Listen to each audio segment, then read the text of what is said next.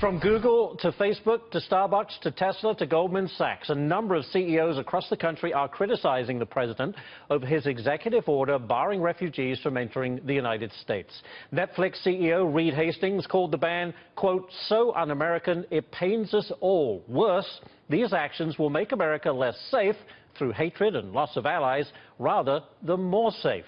So the question is, could this executive order and extreme vetting actually make America less safe? Joining me now is former NATO Deputy Secretary General and former U.S. Ambassador to Russia and NATO, Ambassador Alexander Vershbow. Ambassador, thank you for joining us. Would you agree with what some of these CEOs are saying, that this executive order could help in the recruitment and the cause of a terror group like ISIS? Yeah.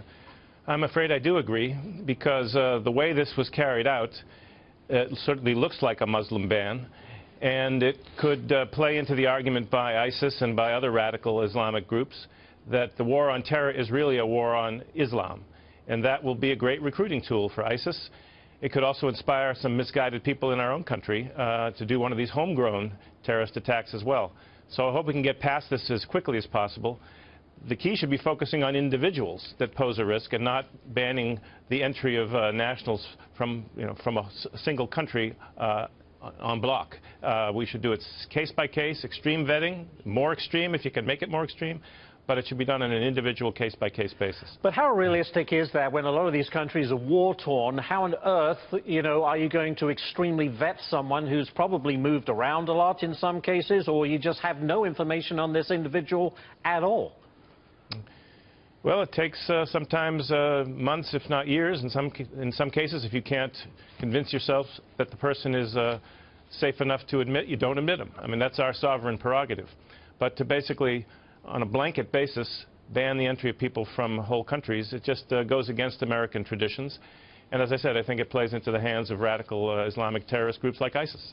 All right, let's change gears a little bit. You were the former ambassador to Russia. What do you make of this relationship between Donald Trump and Vladimir Putin? He said the other day, look, I don't know the guy, but it is much better for the United States to be friendly with Russia than, be at each other's throats. What are your thoughts on that? Yeah. I think we can all be happy that the President and President Putin had a friendly phone call on Saturday, and it's certainly a worthy cause to try to improve the relationship, which is probably at its lowest point in many decades. You have to go back to the height of the Cold War, I think, to find a time when the relations were so bad. But it's still very important that we enter this dialogue with President Putin with our eyes open and recognize that a lot of the reason why the relations are so bad right now is because of what the Russians have done, and in particular their invasion of Ukraine, their illegal occupation of Crimea and of parts of eastern Ukraine. Sanctions were imposed directly for that, and those sanctions should only be lifted when Russia reverses its aggression against Ukraine. But there may be other things that we can do together with Russia. We should explore that. Fighting terrorism, dealing with the North Korean nuclear threat.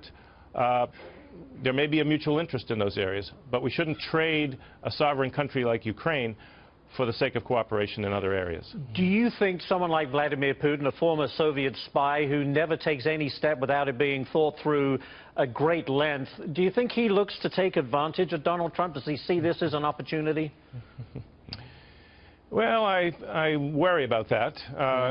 If only because if you look at Russian commentators in the last 48 hours since the phone call, they're almost salivating with anticipation that they're going to get all kinds of one-sided concessions from the U.S. So we have to prove them wrong, first of all. But we also have to remember that Vladimir Leader is a very strong leader. He's also a very undemocratic leader. He doesn't have any real accountability at all. And his agenda is making Russia great again. He would love to get off the hook on the sanctions. He'd love us to recognize Russian domination over Ukraine and other former Soviet republics. But we have to decide what we want. And I think our interests lie in a European security system in which sovereign states are really sovereign, and they have the freedom to choose who their partners are, who their allies are, and not be punished for it by the Kremlin. All right, we'll have to leave it right there. But thank you so much, Ambassador Alexander Vershbow, for joining us this afternoon. Appreciate it.